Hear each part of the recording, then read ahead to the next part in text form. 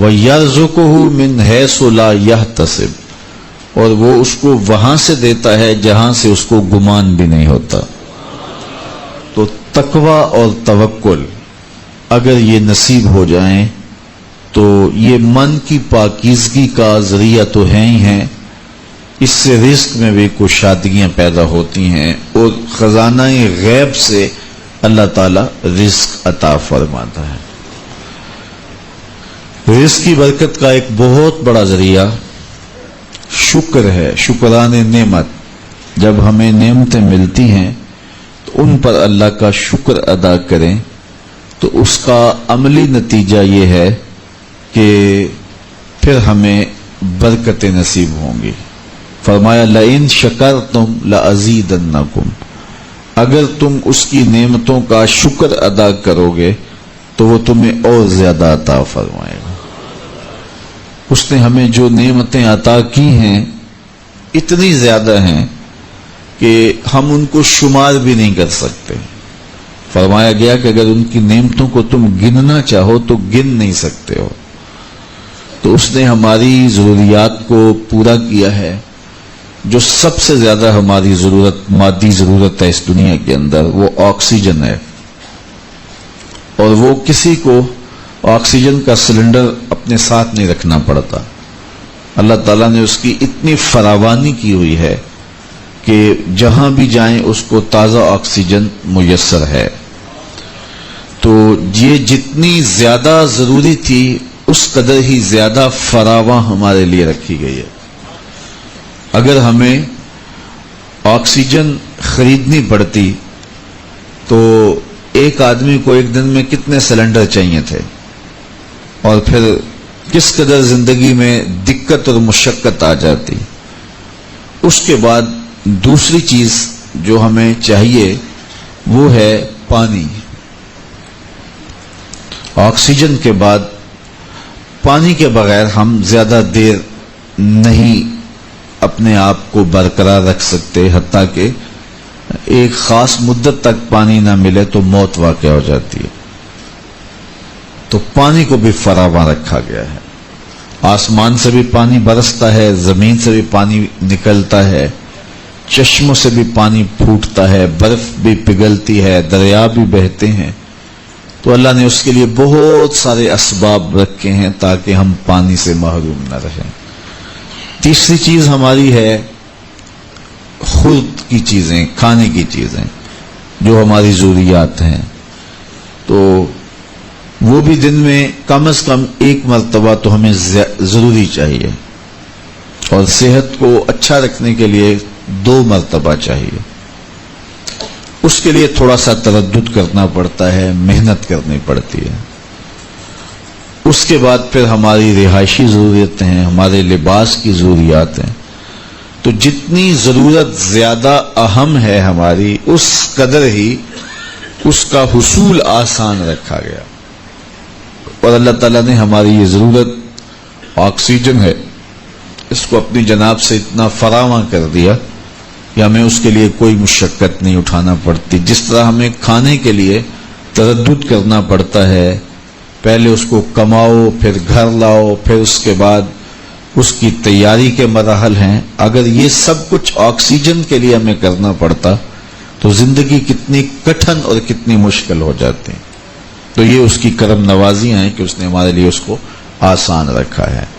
تو کہا اگر تم تقوی اختیار کرو اور اللہ تعالیٰ جل شانہ پر توکل اور بھروسہ کرو تو تمہیں وہ وہاں سے رزق دے گا جہاں سے تمہیں گمان بھی نہیں ہوگا۔ اللہ کے محبوب نے ارشاد فرمایا اگر تم اللہ پر توکل کرنے کا حق ادا کرو وہ تمہیں ایسا رزق دے جیسا پرندوں کو دیتا ہے، کہ جب وہ صبح اپنے گھونسلے سے نکلتے ہیں تو خالی پیٹ ہوتے ہیں۔ انسان کو تو پتہ ہے کہ میں نے کمائی کے فلاں اڈے پہ جانا ہے، دکان پہ بیٹھنا ہے، فیکٹری میں جانا ہے، فلاں جگہ مزدوری کرنی ہے، لیکن ان کو کچھ پتہ نہیں ہوتا کہ ہم نے کہاں جانا ہے۔ لیکن فرمایا کہ جب صبح نکلتے ہیں تو خالی پیٹ ہوتے ہیں، اور جب واپس شام کو پلٹتے ہیں تو ان کے پیٹ بھرے ہوئے ہوتے ہیں. پھر جس کی جو ضرورت ہے اللہ اس کو وہ نصیب کرتا ہے. سارے پرندے ایک جیسی غذا نہیں لیتے. اسی طرح مختلف جو اللہ تعالیٰ نے مخلوقات پیدا کی ہیں ان سب کی اغذیہ ایک جیسی نہیں ہے. کچھ پرندے کچھ کھاتے ہیں, کچھ کھاتے ہیں. اللہ سب کو ان کی ضرورت باہم پہنچاتا ہے. بلکہ میں کہا کرتا ہوں یہ جو ہنس ہے یہ دنیا کے اندر لاکھوں کی تعداد میں, کروڑوں کی تعداد میں پائے جاتے ہیں, اور یہ سچے موتی کھاتے ہیں. اور ہم اگر کسی دوائی میں استعمال کرنے کے لیے ہمیں مطلوب ہوں تو ہزاروں لاکھوں روپے دے کے ہم کسی سے لیں تو پھر بھی بعض کا یقین نہیں ہوتا کہ یہ خالص ہیں یا ناخالص ہیں. لیکن اس جانور کو اپنے پیٹ بھرنے کے لیے یہ موتی روزانہ صبح و شام چاہیے ہوتے ہیں. اور ایک جانور نہیں, دنیا کے اوپر کروڑوں ہیں. میرا رب ہر روز ہر ایک کی ضرورت کو پورا فرماتا ہے. تو جس کی جو ضرورت ہے وہ پوری ہوتی ہے. بن توکل پنچھی اڑ دے خرچ نہ پلے زیرا ہو. جب وہ گھر سے اڑتے ہیں تو تروح حماسن, جب وہ اڑتے ہیں تو خالی پیٹ ہوتے ہیں. وَتَغْدُو بِطَانًا, اور جب وہ شام کو آتے ہیں تو ان کے پیٹ بھرے ہوئے ہوتے ہیں. تو کوئی اڈا رزق کا مخصوص ان کے لیے نہیں ہے, اور سب سے اچھا کھاتے ہیں. وہ جو امرود کا باغ ہوتا ہے اس میں اگر آپ دیکھنا ہو کہ سب سے اچھا میٹھا امرود کون سا ہے تو وہ ہوگا جس کو طوطے نے چونچ لگائی ہو. چونکہ یہ سب سے اچھا پھل پورے باغ میں, ایک نہ ہوتا ہے ایکسپورٹ کوالٹی, یہ اس سے بھی بہتر کوالٹی لیتا ہے. تو اللہ تعالیٰ نے اس کے لیے سب سے اچھا رکھا ہوا ہے, تو اللہ نے یہ انتظام کیا ہوا ہے. تو فرمایا میرے حضور نے اگر تم اللہ پر توکل کرنے کا جو حق ہے اس کو ادا کر دو تو وہ تمہیں بھی ایسے ہی رزق عطا کرے جیسے پرندوں کو رزق عطا کرتا ہے. اگر توکل تمہیں نصیب ہو جائے. حضرت رابعہ بصریہ کہ ہاں مہمان آئے تو انہوں نے خادمہ نے کہا حضرت مہمان آئے ہیں تو ان کے لیے کیا کیا جائے. کہا انہیں کھانا کھلاؤ. تو کہا کہ حضرت صرف ایک روٹی پڑی ہوئی ہے, تو مہمان 4-5 ہے, کم از کم 8-10 روٹیاں چاہیے. تو فرمایا اچھا اس روٹی کو اللہ کی راہ میں خیرات کر دو. تو خیرات کر دیا گیا. تھوڑی دیر کے بعد دروازے پہ دستک ہوئی. من الالباب, دروازے پہ کون ہے؟ کہا فلاں کا فرستادہ غلام ہوں, میرے آقا نے آپ کے لیے کھانا بھیجا ہے. خادمہ نے کھانا وصول کیا اور کپڑا اٹھایا, گنا تو 4 روٹیاں تھیں. تو خادم سے کہا جلدی جلدی اس کو واپس کر دو, اس کے آقا نے کسی اور گھر بھیجا ہوگا, یہ غلطی سے ہمارے گھر آ گیا. کھانا واپس کر دیا. پھر دروازے پہ دستک ہوئی. پوچھا من دق الباب, دروازہ کس نے کھٹکھٹایا؟ کہا فلاں کا فرستادہ غلام ہوں.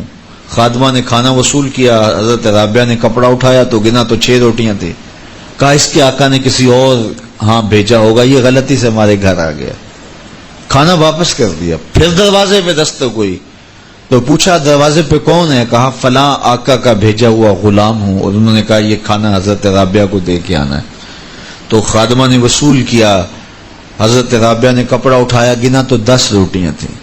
کہا ہاں یہ کھانا ہمارا, اس کو رکھ لو اور مہمانوں کو کھلا دو. کہا حضرت پہلے 2 بھی تو آپ کا ہی نام لیتے تھے اور اسی دہلیز پہ آئے تھے. کہا میرے رب کا وعدہ ہے جو 1 دیتا ہے میں اس کو 10 دیتا ہوں. تو پہلے 4 روٹیاں تھی, پھر 6 روٹیاں تھی. میں نے کہا مالک 10 دے گا تو تیری بندی وصول کرے گی. تو اگر اس پہ توکل قائم ہو جائے, اس پہ بھروسہ قائم ہو جائے تو پھر یرزقہ من حیث لا یحتسب, وہ وہاں سے دیتا ہے جہاں سے بندے کو گمان بھی نہیں ہوتا. تو توکل اللہ پر قائم کیجئے گا. کاروبار ضرور کیجئے گا. توکل یہ ہے کہ آپ وہ کام ضرور کریں لیکن کہیں کہ یہ میرے کام کا نتیجہ نہیں مجھے مل رہا, یہ میرے اللہ کا فضل مجھے مل رہا ہے. تو پھر دیکھنا کہ اللہ تعالیٰ کیسے راستے کھولتا ہے. تو جب انسان اللہ کے فضل پر توکل قائم کر لیتا ہے تو پھر کام کاج ضرور کرتا ہے لیکن اس کی زندگی کی جو ٹینشن ہے وہ ختم ہو جاتی ہے. بندہ کہتا ہے کہ یہ ہے تو میں کرتا ہوں, تو یہ نہیں ہوگا تو یہ نہیں ہوگا, بس وہ جتنا کر سکتا ہے وہ کرے، باقی چھوڑ دے اس پہ، تو پھر وہ خزانہ غیب سے نصیب فرمائے گا۔ اچھا، حضور علیہ السلام نے ایک اور چیز ارشاد فرمائی، بلکہ اپنی امت کے لیے دعا دی، اللہم بارک لامتی فی بکورہا، اے اللہ میری امت کے لیے صبحوں میں برکتیں ڈال دے۔ جو کام صبح کیے جاتے ہیں ان کاموں میں بڑی برکت ہے، جو کام جو ہے وہ دیر سے کیے جاتے ہیں، رات کو کیے جاتے ہیں، دوپہر کے بعد کیے جاتے ہیں، ان میں وہ برکات نہیں رکھی گئی جو حضور کی دعا سے صبح کے کاموں میں برکت رکھی گئی ہے۔ تو اس لیے آپ اپنے کام کاج میں جو ہے وہ صبح کو اس کا آغاز کیجئے، پھر دیکھنا کہ برکتوں کے قافلے کیسے اترتے ہیں، اس لیے کہ میرے حضور کی دعا کبھی مسترد نہیں ہوتی۔ اجابت کا صحرا، عنایت کا جوڑا، دلہن بن کے نکلی دعائے محمد صلی اللہ علیہ وسلم۔ اللہم بارک لامتی فی بکورہا، اے اللہ میری امت کی صبحوں میں برکتیں ڈال دے۔ تو جو کام صبح کے وقت کیے جاتے ہیں اس میں برکت رکھی گئی ہے۔ اگر آپ چاہتے ہیں کہ ہم آسودگی حاصل کریں تو پھر اپنے کاموں کا آغاز صبح سے کیجئے۔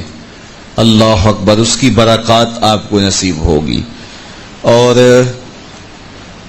ایک اور بات ارشاد فرمایا کہ جو چاہتا ہے کہ اس کی عمر میں برکت ہو اور اس کے رزق میں برکت ہو، دو چیزیں جو چاہتا ہے، جو یہ چاہے کہ اس کے رزق میں اور اس کی عمر میں برکت ہو، اور یہ ہر بندہ چاہتا ہے، تو میرے حضور نے فرمایا کہ وہ اپنے رشتہ داروں کے ساتھ سلوک اچھا کرے، صلہ رحمی کرے۔ بعض اوقات ہوتا ہے کہ وہ رشتہ داروں کا رویہ اچھا نہیں ہوتا۔ میں آپ کو بتاؤں کہ سب سے بہتر صدقہ کون سا ہے؟ سب سے بہتر صدقہ وہ ہے جو ناراض مفلس رشتہ دار کو دیا جائے، سب سے افضل صدقہ، چونکہ اس میں نفس شامل نہیں ہوگا۔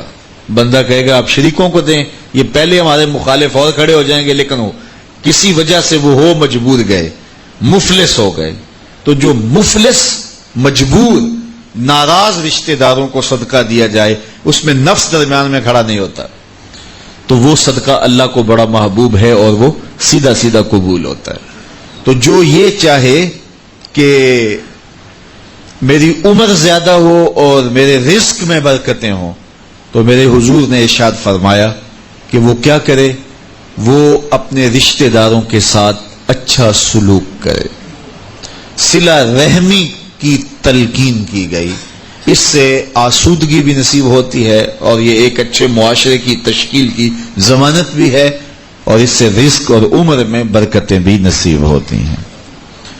اچھے اور صالح رزق کے لیے میں نے کل بھی ایک روایت آپ کے سامنے پیش کی تھی، وہ بھی علماء نے لکھی کہ دو بھائی تھے، ایک کام کاج کرتا تھا، دوسرا حضور کے پاس بیٹھا رہتا تھا۔ تو اس نے آ کے شکایت کی کہ حضور یہ میرا بھائی ہے، یہ میرے ساتھ کوئی مدد ہی نہیں کرتا، یہ آپ کے پاس ہی بیٹھا رہتا ہے۔ تو حضور نے فرمایا کہ شاید اللہ اس کے صدقے سے تجھے رزق دیتا ہو۔ تو جو دین کے لیے بھائی لگ جائیں، رشتہ داروں میں، اعزاء و اقربا میں، یا ویسے ہی طلباء کے لیے آپ اگر شامل ہو جائیں تو پھر وہ آپ کے کاروبار میں، رزق میں برکت کا سبب و ذریعہ ہو جائے گا۔ ایک اور چیز حضور نے فرمائی، حل تنصرون و ترزقون الا بضعفائکم، فرمایا تمہیں جو رزق دیا جاتا ہے اور بعض امور میں تمہاری مدد کی جاتی ہے اور مشکل حالات ہوتے ہیں، حالات ٹال دیے جاتے ہیں، میرے حضور نے فرمایا تمہیں پتہ ہے وہ ایسا کیوں ہوتا ہے؟ حل تنصرون و ترزقون، تمہیں جو رزق بھی دیا جاتا ہے، بعض اوقات ایسا ہوتا ہے ایک بندہ بڑی محنت کرتا ہے، نتائج نہیں ملتے، ایک بندے کی تھوڑی محنت ہوتی ہے لیکن دروازے کھلتے چلے جاتے ہیں، مشکل میں پھنس جاتا ہے، کوئی ایسا سبب لگ جاتا ہے کہ راستے کھل جاتے ہیں، تو بندہ کہتا ہے کہ پتہ نہیں یہ کیا ہوا، تو حضور نے فرمایا کیا جانتے ہو، حل تنصرون و ترزقون، تمہاری یہ جو مدد ہوئی اور تمہیں جو رزق کی کشادگی عطا کر دی گئی یہ کیوں ہوئی ہے پتہ ہے؟ الا بضعفائکم، کہا تم معاشرے کے جن کمزور لوگوں کی مدد کی ہے یہ ان کی دعاؤں کا نتیجہ ہے۔ اپاہج، کمزور، لاچار، اراملہ، یتامہ، مساکین. یار جب کوئی شخص کسی یتیم کی مدد کرتا ہے اور ان کے گھر میں چولہا جلتا ہے تو عرش کا رب کتنا راضی ہوتا ہے. جب کوئی دکھیے کے کام آتا ہے اور اس کی اعانت کرتا ہے تو پھر وہ راضی ہو جاتے ہیں. غریب پھنسے ہوئے ماں باپ، گھر بیٹی جوان ہو رہی ہے اور بڑھاپے کی طرف اس کا رخ ہو رہا ہے اور ان کے پاس ہمت نہیں ہے کہ ان بیٹی کو اٹھا سکیں، تو کوئی صاحب ثروت چپکے میں جا کے ان کی مدد کر دیتا ہے کہ تیری بیٹی میری بیٹی ہے اور اس کو تو نے گھر کی دہلیز سے اٹھانا ہے. تو پھر وہ ایک دم خوش ہو جاتا ہے اور آسودہ ہو کے اس کا انتظام کرتا ہے اس کی شادی کا. تو کوئی جانتا ہے کہ اس بوڑھے ماں باپ کے دل سے کتنی دعائیں نکلتی ہیں اور اس جو ہے وہ بیٹی کے دل سے کتنی تمنائیں اور کتنی جو ہے وہ نیک جذبات ان اشخاص کے لیے ہوتے ہیں جو ان کی مدد کے لیے کھڑے ہوئے. تو کوئی اس کا وزن ہے؟ کوئی وزن نہیں کر سکتا کہ اللہ تعالیٰ اس کی برکت کتنی عطا کرتا ہے. تو میرے حضور نے ارشاد فرمایا تمہیں جو رزق دیا جاتا ہے، مصائب سے تمہیں بچا لیا جاتا ہے، آتی آتی تکلیف ٹل جاتی ہے، تمہاری نصرت دشمن کے مقابلے میں ہوتی ہے، حاسدین کے مقابلے میں تم کھڑے ہو جاتے ہو. فرمایا تمہیں پتا ہے یہ تمہیں کیوں ایسا ہوتا ہے؟ فرمایا الا بدعفائکم، جو تمہارے معاشرے کے کمزور لوگ ہیں جن کی تم نے مدد کی، فرمایا یہ ان کی دعاؤں کا نتیجہ ہوتا ہے. ان کے اٹھے ہوئے ہاتھ اللہ کبھی خالی نہیں موڑتا ہے. اس لیے لاچار لوگوں کی، دکھی لوگوں کی، بے بس اور بے آسرا لوگوں کی مدد کے لیے کھڑے ہو جایا کرو. وہ کسی نے کہا تھا کہ بڑوں کی بڑی بڑی خدمتوں سے وہ سکون نہیں ملتا جو چھوٹے چھوٹے لوگوں کی چھوٹی چھوٹی خدمتوں سے مل جاتا ہے. بڑوں کی بڑی خدمتیں بھی کریں تو وہ راضی نہیں ہوتے، لیکن چھوٹوں کی چھوٹی چھوٹی خدمتیں، یار غریب کو تو پیار سے کھڑا کر کے اس کے پشت پہ شفقت کا ہاتھ پھیر دیں تو وہ سارا دن خوشی سے گزار دیتا ہے کہ آج جو ہے وہ فلاں صاحب نے مجھے تکریم دی ہے، مجھے عزت دی ہے. تو میرے حضور نے فرمایا کہ تمہاری یہ جو مدد ہوتی ہے اور رزق دیا جاتا ہے یہ تمہارے کمزوروں کی وجہ سے اللہ تعالیٰ تمہارے اوپر کرم فرماتا ہے. اچھا، ایک اور ذریعہ رزق کے اضافے کا حضرت عبداللہ ابن مسعود رضی اللہ تعالی عنہ کی مرویات سے.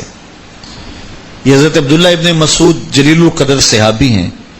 ان کے ہاں بیٹیاں ہی بیٹیاں تھیں. اچھا، جب ان کا آخری وقت آیا اور یہ بڑے سخت بیمار ہو گئے تو نزع کی سی کیفیت طاری ہو گئی، تو حضرت عثمان غنی رضی اللہ تعالیٰ عنہ ان کا حال پوچھنے آئے.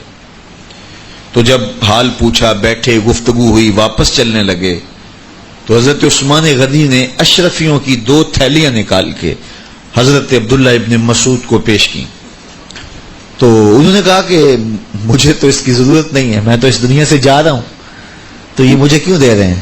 تو حضرت عثمان نے کہا کہ یہ آپ کی بیٹیوں کے لیے، چونکہ آپ کی بیٹیاں ہی بیٹیاں ہیں تو یہ میں ان کے لیے پیش کر رہا ہوں. آپ کو تو واقعی ضرورت نہیں، دنیا سے جا رہے ہیں، تو یہ ان کے لیے ہے. تو حضرت عبداللہ ابن مسعود نے پھر تھیلیاں موڑتے ہوئے کہا کہ میری بیٹیوں کو اس کی ضرورت نہیں ہے، اس لیے کہ میرے حضور نے فرمایا تھا کہ جس کے پاس سورہ واقعہ ہو اس کو غربت تنگ نہیں کر سکتی.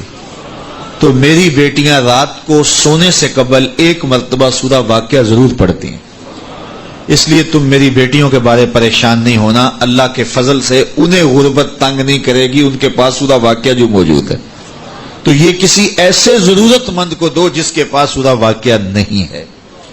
تو سورہ واقعہ کی تلاوت یقیناً رزق کی فراوانیاں اور رزق کی برکتیں حاصل کرنے کا ایک ذریعہ ہے، اور دروازے کھل جاتے ہیں اگر سورہ واقعہ کی تلاوت تسلسل کے ساتھ کی جائے. اس لیے اپنے معمولات میں سورہ واقعہ کو شامل کر لیجئے گا، اس کی برکات سے انشاءاللہ رزق کی فراوانیاں نصیب ہوتی ہیں. ایک اور ذریعہ رزق کا، اور یہ بہت آسان. شکا رجل الی رسول اللہ دیک المعیشۃ والفقر، حضرت سہل بن سعد الساعدی رضی اللہ تعالی عنہ کی مرویات سے ہے ایک شخص حضور کی خدمت میں حاضر ہوا اور اس نے کہا میں کثیر العیال ہوں، ذرائع آمدن بہت تھوڑے ہیں، میرے لیے کچھ ارشاد فرمائیے، بچے زیادہ ہیں، ذرائع آمدنی تھوڑے ہیں، تو میں مفلوق الحال ہوں۔ تو اس نے اپنے فقر کا، اپنی غربت کا حضور کے سامنے قضیہ رکھا۔ شکا رجل الی رسول اللہ دیک المعیشۃ والفقر۔ آقا کریم نے اس کو جو وظیفہ بتایا وہ بالکل آسان ہے، آپ سب کو پہلے یاد ہے، لیکن اس پہ عمل کرنے شروع۔ قال اذا دخلت الدار فسلم علی، کہا جب گھر جائے تو گھر میں داخل ہونے لگے تو گھر والوں کو السلام علیکم کہہ دیا کرو۔ یہ وظیفہ شروع کر لو کہ جب بھی گھر جاؤ السلام علیکم۔ اس کے بعد ایک مرتبہ سورہ اخلاص پڑھ دیا کرو، قل هو اللہ احد۔ یہ وظیفہ فرمایا تم نے شروع کر دینا ہے، جب بھی گھر جاؤ السلام علیکم یہ کہہ کے داخل ہو، پھر اس کے بعد قل هو اللہ احد ایک مرتبہ سورہ اخلاص پڑھ دیا کرو۔ اور میرے آقا نے فرمایا کبھی ایسا ہو کہ تو گھر جائے، گھر موجود نہ ہو، اہل خانہ کہیں گئے ہوئے ہوں، تو فرمایا عمل نہیں چھوڑنا، فسلم علیہ، پھر تو مجھے سلام کہنا، پھر تو مجھے سلام کہہ دینا۔ وہ صحابی فرماتے ہیں کہ میں نے یہ عمل شروع کر لیا، جب گھر جاتا السلام علیکم، اس کے بعد سورہ اخلاص پڑھ دیتا، بیٹھنے سے پہلے پہلے یہ کام کرتا۔ اور کبھی ایسا ہوتا میں گھر نہ جاتا، گھر والے گھر نہ ہوتے، پھر تو مجھے چائے چڑھ جاتا، پھر میں حضور کو سلام کہتا۔ اللہ اکبر۔ حضرت ملا علی قاری نے شرح شفا میں لکھا ہے، جو حضرت قاضی ایاز مالکی اندلسی علیہ رحمہ نے لکھا ہے شفا میں کہ جب گھروں کو جاؤ تو حضور کو سلام کرو، تو اس کی شرح میں لکھتے ہیں حضور کو سلام کیوں کرو، تو وہ کہتے ہیں لِأَنَّ رُوحَهُ علیہ السلام موجود فی بیوت المسلمین، اس لیے کہ حضور کی روح کا فیضان مومنین کے گھر میں موجود ہوتا ہے۔ اللہ اکبر۔ اس لیے حضور کو سلام کرو۔ وہ کہتا ہے جب کوئی نہ ہوتا میں حضور کو سلام کرتا۔ وہ اپنے نام لیواؤں کو تنہا چھوڑتے کب ہیں، جہاں ہم دم نہ ہو کوئی وہاں سرکار ہوتے ہیں۔ تو کہا اس کے بعد سورہ اخلاص پڑھ دیتا۔ یہی میرا عمل رہا۔ پھر اس کا فائدہ کیا ہوا؟ وظیفہ حضور نے بتایا تھا، اور جب بھی جاتا السلام علیکم سورہ اخلاص، کوئی نہیں ہے تو حضور کو سلام اور سورہ اخلاص کہتے۔ میں نے عمل شروع کر دیا، حتی افاد اللہ جیرانہ، اس عمل کی برکت سے میں نے تو امیر ہونا ہی ہونا تھا، میرے ہمسائے بھی امیر ہو گئے۔ ایسی برکتیں، ایسی رحمتیں اتری کہ میرے ہمسایوں کے ہاں بھی فراوانیوں اور برکتوں کا نزول ہونے لگا۔ اسی طرح رزق کی فراوانی کا ایک اور ذریعہ ہے، اور وہ یہ انفاق فی سبیل اللہ۔ جب اللہ کی راہ میں آپ خرچ کریں گے تو پھر اس سے رزق بڑھتا ہے، جبکہ ہماری عقل و خرد کے فیصلے یہ ہیں کہ مال میں سے کچھ نکالا جائے، تو ہمارا ریاضی اور حساب یہی کہتا ہے کہ کچھ کم ہوتا ہے، ہمارے کیلکولیٹر کا نتیجہ بھی یہی ہے، ہمارا اکاؤنٹنٹ بھی یہی کہتا ہے کہ اتنے نکال دو گے تو باقی اتنے بچیں گے۔ لیکن میرے حضور نے فرمایا کہ میں قسم اٹھا کے کہتا ہوں کہ صدقے سے مال کم نہیں ہوگا۔ ہمارے بزرگ فرمایا کرتے تھے کہ وہ پرانے زمانے میں کنویں سے پانی نکال کر کے کھیتیاں سیراب ہوتی تھیں، بعد میں یہ جو ہے وہ ٹیوبل آ گئے تو ان کی ضرورت نہ رہی، لیکن وہ کنویں کافی دیر لوگوں نے بند نہیں کیے تھے کہ پتہ نہیں کبھی پھر ان کی ضرورت دوبارہ نہ پڑ جائے، تو دیر تک وہ کنویں ہم نے بھی دیکھے، اب تو تقریباً بند ہو گئے، لیکن آج سے 10-15 سال پہلے چلے جائیں تو ہر گاؤں میں کنووں کے نشانات موجود تھے، اور بعض میں وہ پرانی مالا بھی لٹک رہی ہوتی تھی، وہ ٹنڈے وغیرہ، تو پرانے کنویں ہم نے دیر تک دیکھے، تو ان کنووں کو کسی نے بند نہیں کیا تھا، دیر تک وہ جاری رہے۔ تو میرے بزرگ فرمایا کرتے تھے کہ اب ان کنووں سے پانی نکالو تو گدلا بھی ہے، میلا بھی ہے، اور بہت نیچے بھی چلا گیا ہے، جبکہ انہی کنووں کا پانی تازہ بھی تھا اور شفاف بھی تھا اور بہت اوپر بھی تھا۔ کہا جب یہ کنویں باہر فیض دیتے تھے نیچے سے سوتے پھوٹتے تھے، جب انہوں نے باہر دینا چھوڑ دیا اللہ نے بھی عطا کرنا چھوڑ دیا، اب یہ بند ہو گئے۔ تو رزق کا معاملہ بھی یہ ہے، جب اس کی راہ میں دیتے رہو گے تو اللہ عطا کرتا رہے گا۔ یہ دیکھیے کھیتی کے پتے کاٹتے ہیں اور وہ اس سے پھل زیادہ ہوتا ہے لیکن پھر دوبارہ انہی پتوں پہ پتے اگاتے ہیں۔ تو کبھی ایسا نہیں ہوا کہ پھل توڑنے سے ختم ہو گئے ہوں، توڑیں تو اس کی جگہ جو ہے وہ نیا۔ اگر آپ بھینس کو جو ہے وہ دودھ نہ نکالیں گے تو وہ بیمار پڑ جائے گی، تو اگر نکالیں گے تو تھوڑی دیر کے بعد پھر وہاں دودھ آ جائے گا۔ تو یہ اللہ کا نظام ہے، اگر تمہارے ہاتھ سے پیسہ نکلتا رہا تو پھر اللہ تمہیں فراوانی عطا کرتا رہے گا۔ بندہ کہتا ہے کہ میں جوڑوں تو برکت ہوگی، میرا رب کہتا ہے تم خرچ کرو گے تو برکت ہوگی۔ تو اس لیے اس کی راہ میں خرچ کرتے رہنا، اس کی راہ میں دیتے رہنا رزق کی فراوانی کا سبب ہے۔ ایک اور وظیفہ میں آپ کو بتا دیتا ہوں، ہم اپنے جتنے بھی پیر بھائی ہیں سب کو تاکیداً کہتے ہیں کہ مالی مشکلات کے لیے اور گھریلو دیگر مشکلات کے لیے یہ وظیفہ پڑھا جائے، اور وہ یہ ہے کہ نماز مغرب کے بعد 21 مرتبہ سورۃ الکوثر کی ما بسم اللہ تلاوت کی جائے، اول آخر دوشی پڑھ لیا جائے اور پھر 21 مرتبہ سورہ کوثر کی تلاوت کی جائے۔ یہ عمل معمول زندگی بنا لیا جائے تو اس کا عملی نتیجہ یہ ہوگا کہ اللہ تعالیٰ جل شانہ اولاد کو بھی فرما بردار رکھے گا، اس کے نتیجے کے اندر جو ہے وہ رزق کاروبار میں بھی برکتیں ہوں گی، اس کے نتیجے کے اندر حاسدین دشمنوں کے شر سے بھی نجات رہے گی، اور اس کے نتیجے کے اندر اللہ تعالیٰ جو ہے وہ امور دینی میں بھی برکتیں عطا فرمائے گا۔ تو یہ ایک مؤثر ذریعہ ہے، اور اگر کسی کو مسائل زیادہ ہوں تو وہ ہر نماز کے بعد یہ عمل کر سکتا ہے، ورنہ مغرب کے بعد 21 مرتبہ سورہ کوثر کی تلاوت کرنے سے بہت ساری برکات حاصل ہوتی ہیں۔ لا حول ولا قوت الا باللہ، اس کا یہ وظیفہ میرے حضور نے خود بتایا، اور اس کی یہ 99 بیماریوں کا علاج ہے، اور میرے حضور نے فرمایا کہ یہ وظیفہ میں نے کہاں سے لیا ہے؟ حضور فرمایا کہ عرش الہی کے نیچے ایک خزانہ ہے، خاص خزانہ، فرمایا یہ وظیفہ مجھے وہاں سے ملا ہے، اور اس میں 99 بیماریوں کا علاج ہے، اور اس میں سب سے کم درجے کی بیماری ہم اور غم ہے۔ تو اللہ تعالیٰ جل شانہ ہمیں جس طرح دنیاوی اسباب ہمارے پیش نظر ہوتے ہیں تو روحانی امور کے ذریعے سے بھی ہم برکتوں کے حصول کو آسان کر سکتے ہیں۔ اللہ میرے لیے، آپ کے لیے ہر طرح کی کشادگیاں